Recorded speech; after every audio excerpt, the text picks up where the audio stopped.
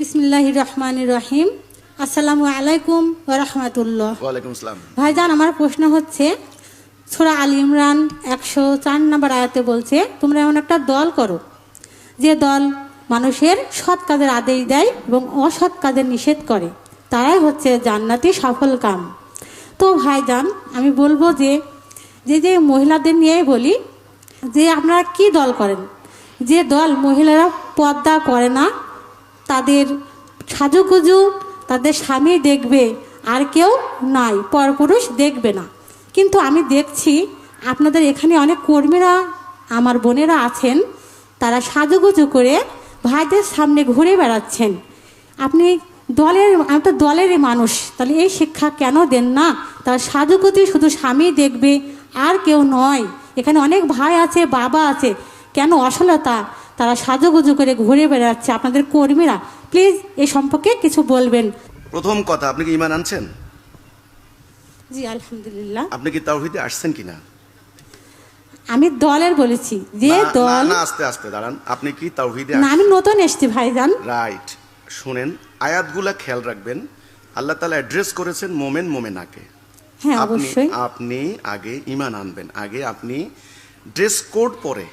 Dress code অনেক পরের ঘটনা। যে আমি জামাত থেকে, আপনি যেইখান থেকে বলছি। আসেন, আমি কিন্তু আপনার সংগঠনের নাম জিজ্ঞাসা করি নাই। কথাটা আচ্ছা। খেয়াল করেন। আপনি আমাকে যে আয়াতটা বললেন, আমরু বিল মারুফ ওয়া নাহি আনিল মুনকার, এখানে আমর শব্দের অর্থ হচ্ছে কমান্ড। মারুফ, মুনকার দুটি শব্দ। তোমরাই হলা সেরা জাতি। কুনতুম খয়রা উম্মতি উখরাতুল লিন-নাস তা'মুরুনা বিল মারুফ ওয়া তানহাউনা আনিল মুনকার। খুব ভালো করে খেয়াল করেন, তোমরা সেরা জাতি। কি জাতি? উম্মাহ। শব্দটা কি? উম্মাহ। তোমাদের কাজ হচ্ছে সৎ কাজের আদেশ। শব্দটা কিন্তু আদেশ। রাষ্ট্র ক্ষমতা ছাড়া আদেশ দেওয়া যায় না, আপনি ভালো করে জানেন। আমির শব্দের অর্থ হচ্ছে কমান্ডার, আদেশ দাতা। রাষ্ট্র ক্ষমতা বাদে আপনি অনুরোধ করতে পারেন, উপদেশ দিতে পারেন, কিন্তু আদেশ দেওয়ার জায়গায় রাষ্ট্র ক্ষমতা লাগবে, অথরিটি লাগবে। কথাটা বুঝতে হবে। মারুফ সৎ কাজ, যেটা আল্লাহ তাআলার নিষেধ করেছেন সেগুলা নয়, যেটা আল্লাহ আদেশ করেছেন সেগুলি হুকুম দেবে, আর যেগুলি আল্লাহ নিষেধ করেছেন সেগুলি থেকে বিরত রাখবে। তাহলে মানদণ্ডটা কে? আল্লাহ। শুনেন, ন্যায় অন্যায়ের মানদণ্ড কি? আল্লাহ।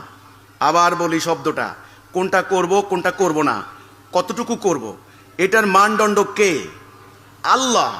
আপনি যদি প্রচলিত কোনো ফকি কোনো কিছুরে আপনি মানেন, সেখানে আমি কিন্তু মানব না। আমি